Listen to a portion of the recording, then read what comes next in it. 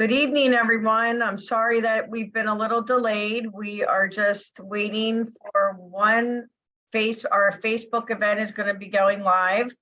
We had a little technical difficulty, but I think we're in good shape now. We're just going to give it a second, and then we will be starting our seminar about avoiding scams and hackers. And it's focused on the senior community. All right, I'm getting the signal. We're ready to go. And we're being live streamed. Good evening, everyone, and thank you for joining us. Our organization is Senior Services Network of Southeastern Pennsylvania. We started what we'll call SSN because most people are not sure where to begin when we're navigating resources, and we often don't know what resources are needed or available to us until something happens to a loved one, ourselves, in the senior community. Senior Services Networks is a group of professionals focused on providing services to seniors. Our goal is to be the one place where seniors, caregivers, and families can have access to service providers in the Southeastern Pennsylvania area. My name is Kristen Druger, and I'm going to be your moderator this evening. I'm an independent health and Medicare insurance broker, and I'll be guiding us through our discussion today. Our goal for tonight's discussion is to give you some strategies to protect your personal information and how to avoid hacking and scams. We have two wonderful speakers this evening, and they're going to share some very valuable information with us. Our first speaker is Dennis Mahoney, and then I will introduce Anita Cunningham after Dennis's presentation. So if we're ready, let's get started. Okay, Dennis Mahoney is the owner and managing director of IKOR of Eastern Pennsylvania. IKOR is in the business of life care management services, providing medical advocacy and financial advocacy for seniors, individuals with special needs, and their families. In his 13 years of experience, Dennis has been involved with several cases of clients becoming victimized for scams and financial exploitation perpetrated by various forms of predators, which Dennis is going to talk about. The most recent of which was only last week. So this is very apropos to what we're going to be discussing today. IKOR provides services in the 5-county Philadelphia market and serves in roles ranging from basic advocacy and day-to-day financial support, up to and including a power of attorney and guardianship. Dennis is a certified senior advisor and a nationally certified guardian. So let's hand it over to Dennis, and just bear with me 1 second. We are going to get Dennis's presentation up.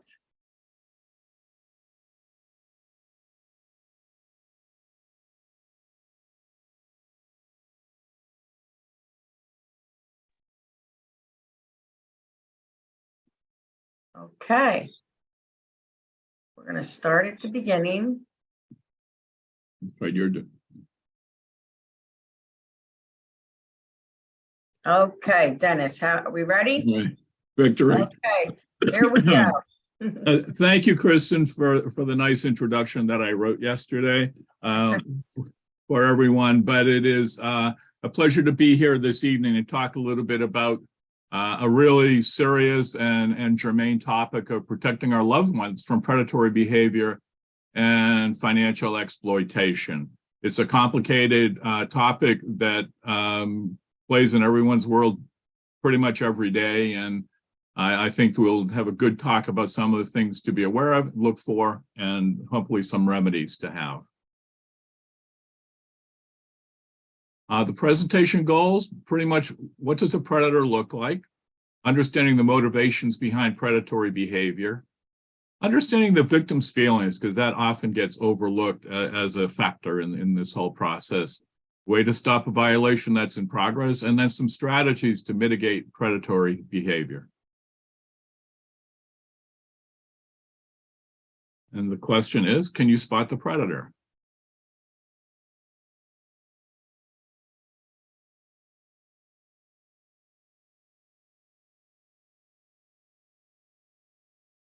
A lot of friendly faces here. Trustworthy.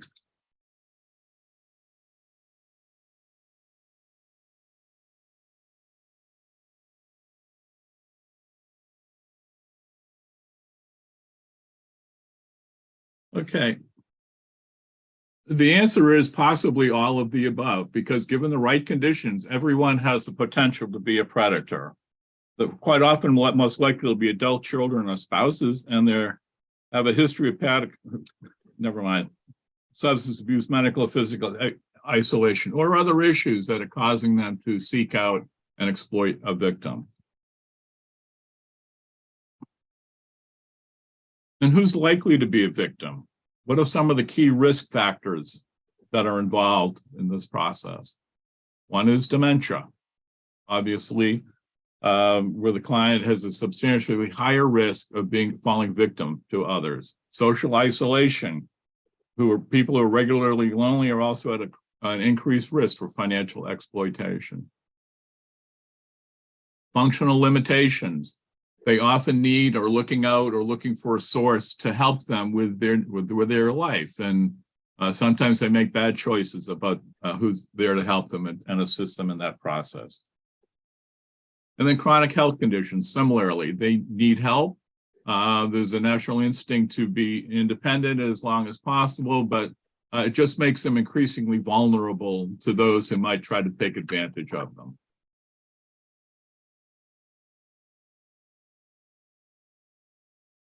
Question is why predatory behavior happens, and the senior can demonstrate feeling of trust, vulnerability, isolation, availability, and a factor is that the fraudster connection gets stronger, contact with others gets weaker. So the isolation factor is a real one, the vulnerability, the availability. I have a client who answers every phone call that comes into her home. That's great, but it's not so great because she does get an awful lot of calls for people saying, can you do this? Do you want to do that type of thing? Fortunately, we have worked together over the years, so she simply refers them to me so that if you have a question or an issue, just call him, and they don't normally do that. So.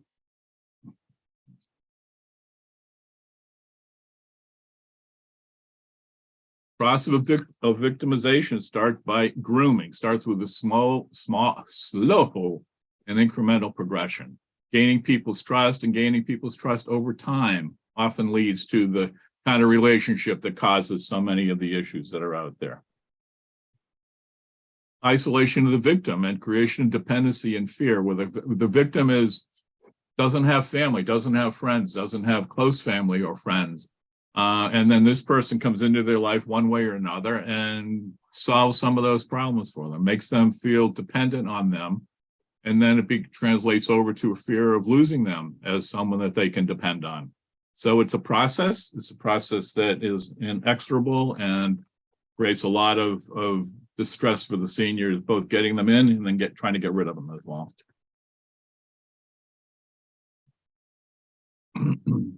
One of the interesting things is once the victimization has ended, it's not uncommon for the victims to feel disbelief, humiliation, a feeling of responsibility, and a deep sense of isolation and aloneness. And this was the case that Kristen was referring to from last week, which was a new client of ours who's in an assisted living facility, but she got victimized financially by somebody.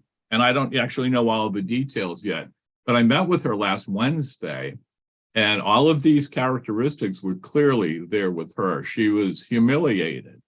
She had a feeling of responsibility for doing something wrong. She had disbelief that it happened. And again, I'm guessing it was a close member of her circle, but I don't know who. And then to the point where she was sitting there crying in embarrassment over the fact that this had happened to her. And it happens to be a case where the police are involved as well. So, but it's a pretty big deal, but it was nothing out of the ordinary because that behavior replicates itself time and time again.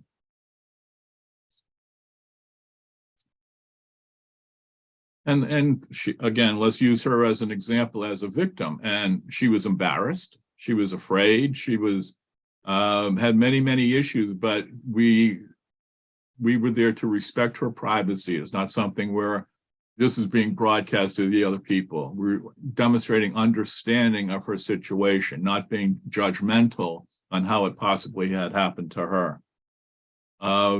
We were empowering her to take control of her situation, which she had done. She alerted the authorities, or had somebody alert the authorities that there was an issue and that she had proof, and then she shared that proof with the people that needed to know about it.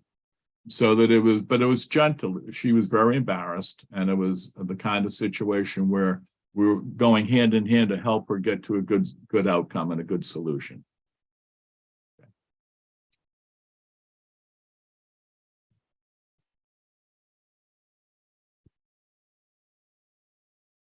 Okay, now how do you mitigate the risk for something like this? And again, she was a woman in an assisted living facility with a lot of seeming protections around her, but the fact is that she didn't have things in place to help her and to help her and others in a similar situation. She does not have a POA to assist her in oversight of her accounts. And if she had had someone, it didn't have to be a professional POA, it could have been a trusted family member, trusted friend, but she had no one. And again, I'm not sure of all the details of how this happened, but it did happen, and it had a tremendous impact on her. And so if you look at the world in general out there, how do you mitigate some of these issues? Have someone to help oversight and look at the accounts, monitoring her finances to make sure that there's nothing suspicious involved with that. Getting an unlisted phone number. I told you about my other client who gets calls all the time. She answers the calls all the time. But she doesn't do it. She forwards them to me, which is great. Use a PO box rather than a home address. This is another way where, going to that same client last week, she had mail, stacks and stacks and stacks of mail. And she hadn't opened a lot of it, but there's a lot of things in there that would have led her down a poor path. So we reviewed that. Adjusting the banking. Now, this is a key one, because if someone gets in to the system, then they can do all sorts of evil things very quickly. I have another client who I am guardian for, but he's living independently. And he has, we had set up a card for him, a credit card with limits on it. I call it TrueLink card, but it set up limits for him so that he couldn't do certain things, but he had the freedom of independence, or the feeling of independence with that card. However, he got hacked, and I was looking at reviewing his account, as I do periodically, and he was getting all sorts of attempted purchases in Hong Kong and in London and in some other place in Europe. So we adjusted it, changed the card out, got him a new card, went back in, and 3 weeks ago, same thing happened all over again. So it's a constant process. It's a constant monitoring what's going on, because he's got a habit of doing bad things. And Anita's going to talk about the internet and all of the opportunities for mischief there. But the fact is, he's doing the same thing all over again. I can't solve that, but I have to be aware of it so that we can hop on it as quickly as possible. Unfortunately, this card is set up that there are no international purchases allowed on it. But nevertheless, the fact is that that's an example. There could be others, so we have to just pay attention. And then trust your instincts. If you see something that doesn't seem right, hear something that doesn't seem right, trust those instincts to say, okay, we need to look into this a little bit more carefully to protect our loved one who might be involved in that. And then finally, be involved. And that's the key part of it.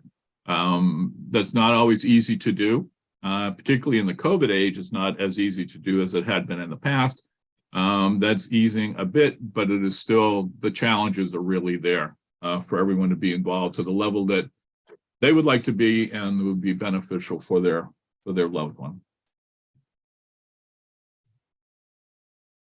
And will the risk continue? The answer is yes. According to recent studies, about 1 in every 10 baby boomers will find themselves a victim of financial exploitation.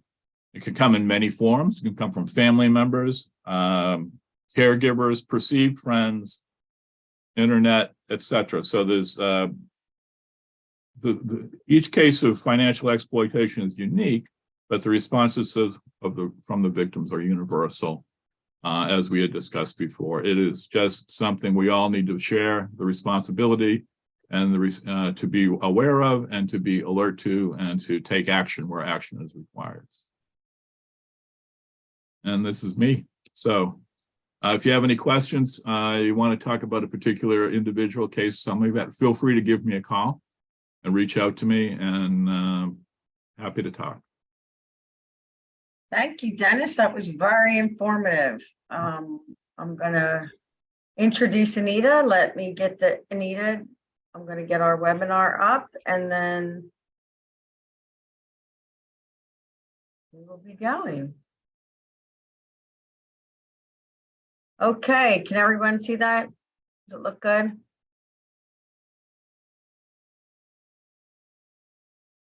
Anita, you have to unmute.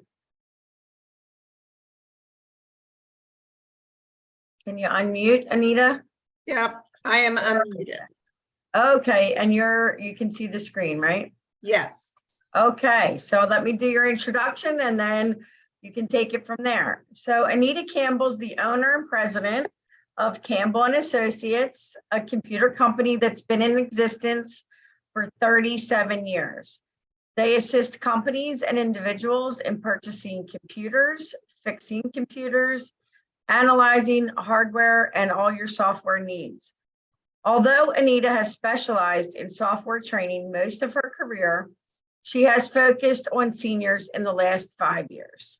She enjoys helping them to learn how to use computers more easily and concentrate on what it is they want to do on the computer. She has an abundance of patience, and I can attest to that, and wants seniors to learn how to use the computer to make their life easier and more exciting. So Anita, I'll let you take it from here. Thank you, Kristen. I would like to welcome everyone to this.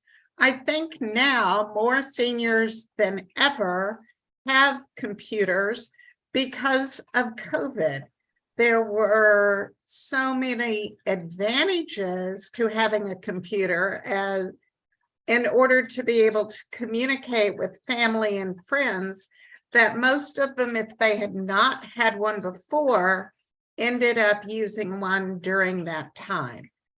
And the most important thing about having a computer is to make sure that you have a robust virus protection program installed. This virus protection should also include identity theft protection. There are many excellent programs out there, and you should use one that you're comfortable with, that someone that you know has recommended, but just make sure that it's on your computer before you start using it a lot. The main reason for this is that with virus protection and web browsing protection, you will find that sometimes when you try to go to a website that is mentioned in an email, a big red X will show up and say, this is a dangerous website. Do you really want to join it? And what you should do at that point is exit out of it because you do not want to join it. A very important thing too is to never save your credit card online. If it's easy, I will grant that. It makes, if you're ordering something, it makes it much quicker to order it, but you are leaving yourself open to having the credit card stolen or hacked. It's much better to keep them out of company databases and not to save it in the computer, because what if your computer got stolen? Somebody else could use it that way. You should never, ever respond to anybody who contacts you about a problem with your computer. This used to be very prevalent a few years ago, that you would receive a phone call saying that there is a problem with your computer, and people would go to their computer and the person would ask to remote into the computer.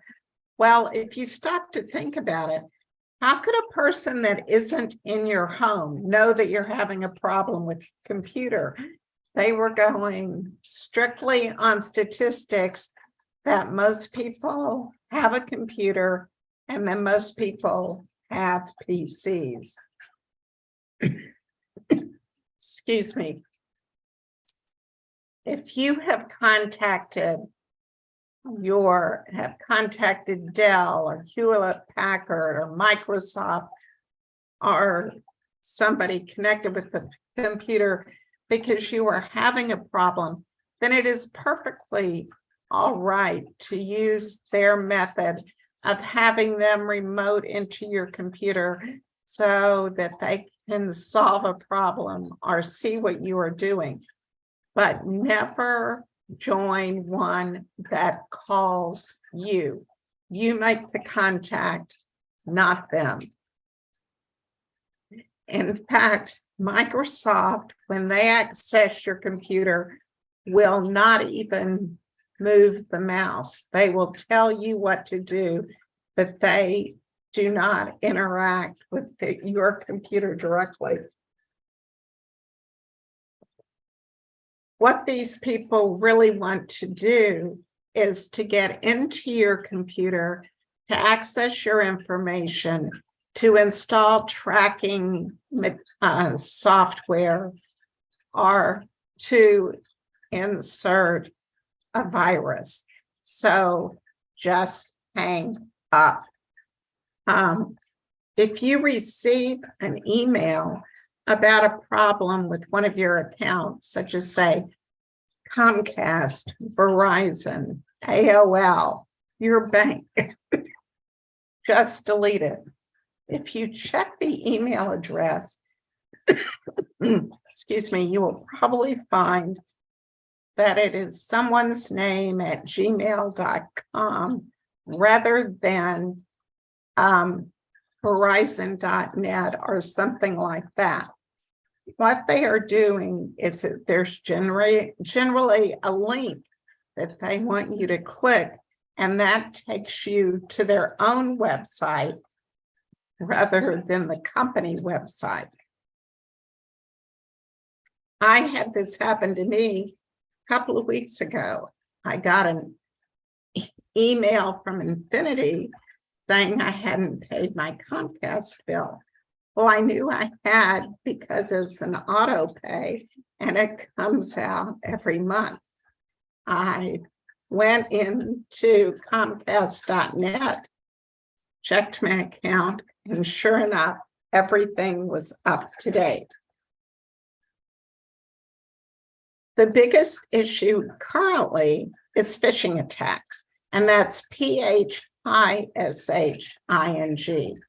These are emails that say if you have bought something, usually for a significant amount of money. I received one today from Geek Squad. Since computers are my business, I have no reason to subscribe to Geek Squad. The invoice was addressed to Dear Customer rather than my name, and the email it was sent from was elouise22@icloud.com. The G of Geek Squad had a line through it, which is not part of their logo. The reason they do this is they want you to call the phone number that they provide so that they can get your credit card number. But they shouldn't need your credit card number anyway, because if you ordered it and they have the credit card number, they should just refund it automatically. Again, what they're trying to do is get your credit card information. Thus, they are phishing for information. It is another common thing is that a lot of seniors have Facebook. They use it to keep in touch with their family and their friends. And for some people, it's very easy for them to hack into your Facebook login.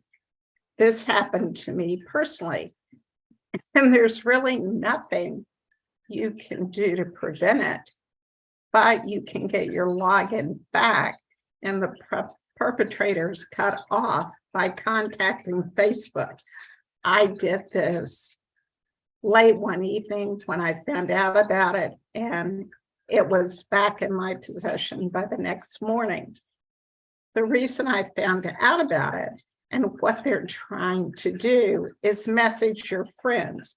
So a way to protect yourself is if you get a friend message from someone that you are already friends with, just delete it, because this is a hacker trying to get onto your computer.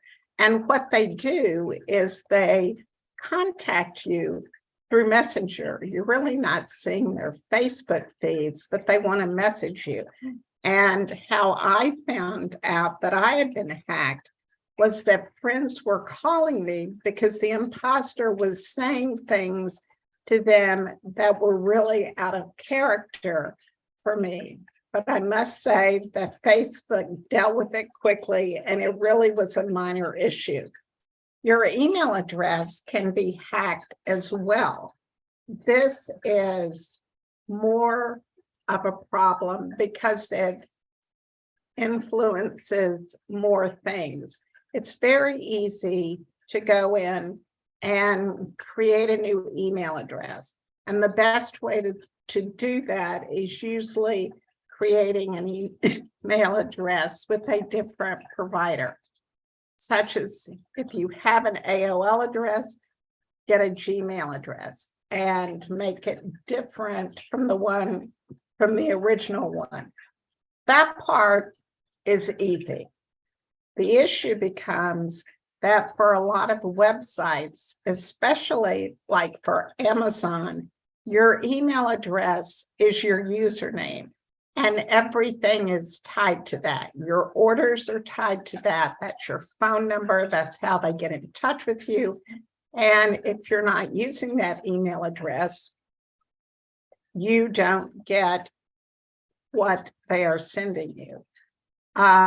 This can usually only be rectified by calling them because they have a very serious security protocol that they go through to guarantee that you are the true owner of the previous email address and the new email address.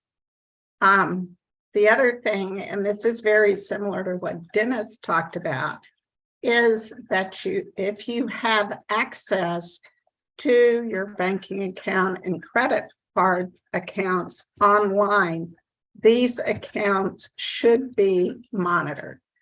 Fraud departments with banks and credit cards have gotten very good so that if they see a strange charge or a charge from Hong Kong, excuse me, they will question it and get in touch with you.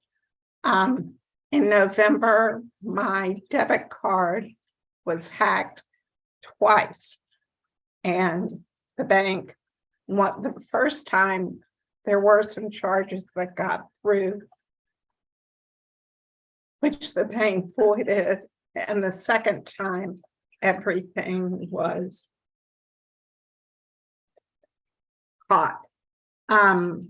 They also, one time, gave me a new debit card because they got word that my card was in a Target database.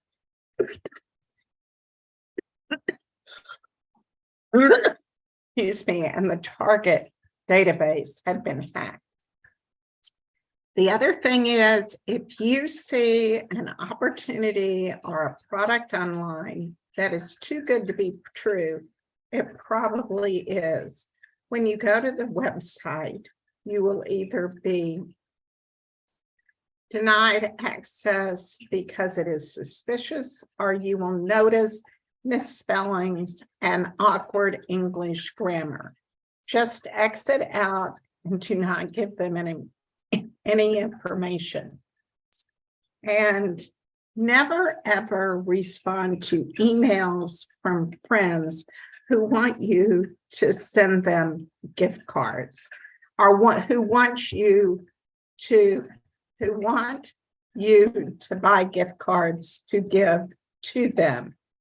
I really don't understand this scam, because the gift cards go to the person you know rather than the person who has accessed their email. But it happens. It happened to a client of mine. I went over, we changed her email. But while I was there, somebody actually came to her house to deliver gift cards to her. So, and if you look closely at the email, you will find that it's usually one letter or number different from the real email address, and they are again using it to access that person's contacts. Also, be careful for what you apply for online. I know a lot of companies now are very big and they're encouraging everybody to do everything online. But you have the right to say that you want to do it in person. I again had clients who applied for a home equity loan online.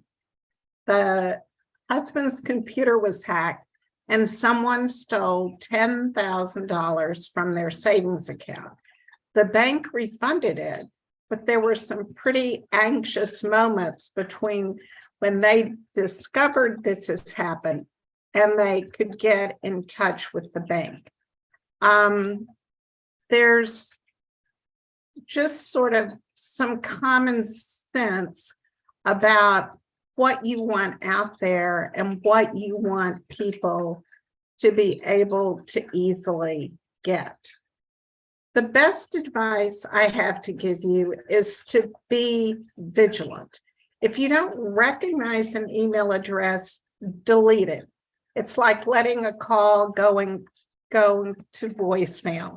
If these people really want to get in touch with you, they will find another way to contact you.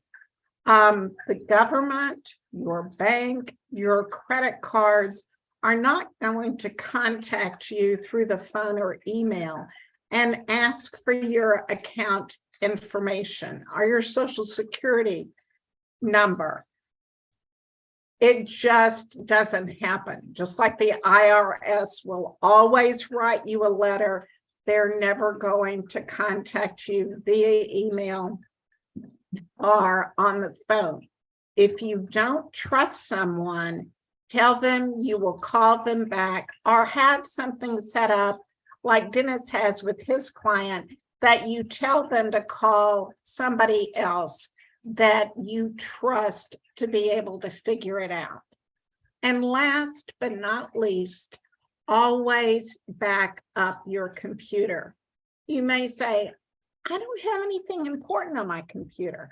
I don't have any financial data on my computer. All I have are emails, a few Word documents, but you're forgetting that you also may have pictures. And for some of these pictures, the only place they exist is on your computer. So it doesn't take long to back your computer data up. It can be done to an external drive. It can be done to the cloud. And it is always better to have too many backups rather than none if your data is important to you. Sometimes you don't realize how important it is until it is gone. So it's better to be safe than sorry. Thank you for listening to me. And I hope you and your computer have a very happy time together. Thank you, Anita. That was wonderful. So what I'd like to do now is open it up to any questions we may have for Dennis's presentation or for Anita's presentation. If anybody's got any questions. Okay, Anita, I see one for you. Should I cancel all my credit cards if something happens? No. There's sometimes, if there is a problem, it's just cancel that one. It's not, usually somebody is not going to go through all of your credit cards. They probably don't even have access to your computer. They have actually hacked in to a database that has that specific card in it. So just deal with the one card and leave your others alone. And Dennis, I think there's one coming for you. Just bear with me.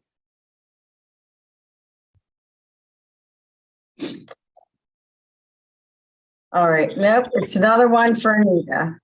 Should I keep a record of my passwords on the computer or off of the computer? That is a good one. It is good to have them in both places. I had a client who had all of his passwords on the computer and the computer died and we couldn't get into the computer and he didn't remember his passwords. And you think getting a username change is hard. Trying to get a password from Amazon or iBank is nearly impossible. So it's always good to have either put it into a spreadsheet or a Word document or write it by hand or whatever, but have a hard copy of it as well as having it on your computer. But don't leave it beside your computer. Put it at least in a drawer or somewhere where you can find it easily, but where somebody that just sits down beside your computer does not. Okay. I have one for you, Dennis. It's how do you handle clients with families located out of state? Well, actually, the vast majority of the clients that we have in these scenarios are one of three categories. Their children or nearest relatives live out of state. They have relatives living in state that they don't want to get involved in their personal business to this level, or they don't trust them. So it's a combination of this. So that happens fairly often. And what we do is at the very beginning of the relationship, we structure an arrangement, pardon me, that makes sense to the person. One of our earliest clients, she had a daughter in Arizona and a son in Colorado, and she was here in Pennsylvania. And so we had to navigate that because they were pretty suspicious of us at the beginning because they had no real relationship with us. But we just, had total transparency and exposure to it and gave them reports as we negotiated whatever they wanted, quarterly phone calls as they wanted, and just sort of build up that level of confidence with them. And then, we became very close with the local individual, and she trusted us completely. And then they grew to trust us as well. But it was a lot of communication on the front end and a lot of transparency. Sounds good. Thank you. And we have another one, Dennis, for you. Is a POA or guardianship necessary to protect our loved ones? Big picture, no. Sometimes, yes. It depends on the situation. If you look at it from an advocacy or an individual relationship point of view, as you have good involvement with the client, they can help. You can do support for them. and you can get their signature on things and everything is great, or you become a joint signature on the account. But as their capacity lessens and they need more support for those decisions or those processes, oftentimes a power of attorney becomes necessary to be able to facilitate and to execute some of the wishes of that individual client. Guardianship, and we do guardianships in our business, is really the area of last resort. We don't go looking for guardianship if it evolves to that, or if that's the right solution. That's one thing, but we try to get a process in place short of that, to maintain the independence and dignity of the individual that's involved. And Anita, one last question for you. What is the easiest way to stay off of junk email lists? The easiest way is to not join things when you get emails that say, do you want to fill out surveys, join this survey. The more things that you do, and you will notice generally most of them have questions. Do you have insurance? Are you on Medicare? Do you own your home? Those are all things that are getting you on different email mailing lists. That's when you'll start to notice that all of a sudden your emails have doubled, and then trying to get rid of them, even though you say to unsubscribe and they say they've unsubscribed to you, they will still turn up. So just make sure that you really want to join an email list before you click the yes button, or you will find that you have more things than any one person could ever read showing up in your emails. Okay, I think that's it for our questions. I don't see any more. So thank you, Dennis and Anita, for the really informative presentations that you presented tonight. It was really wonderful, and I learned a lot myself. So before we close for the evening, just a few little reminders. I'd like to highlight our upcoming presentations. On February 15th, we have Mandy Delp of Buxmont Home Helpers. She's going to talk about Home Care 101. Is it the ideal option to get home health care, or is it a costly carousel? So that'll be an interesting topic. And then on March 15th, we have Dawn Wright and Mary Slack of Day-to-Day Financial Management. And their topic is going to be another interesting one that a lot of people face. So I'm now a financial caregiver. Where do I start? So those are the two that are coming up that'll be very interesting. A couple of other things that we like to mention. If you know of an elder person or a senior that is either being abused, neglected, we talked about financial exploitation tonight, or you feel that there's any sort of abandonment, this is a number to call. It's the Bucks County Area on Aging, and they are very helpful when you call. The other two things I'd like to mention is that we have a Facebook page. If you could go in there and like it, that would be wonderful.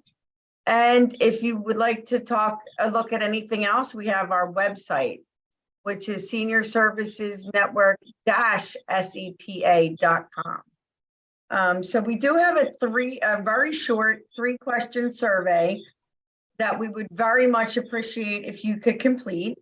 The survey helps us plan the future topics and keeps us on track for creating content that you want and need.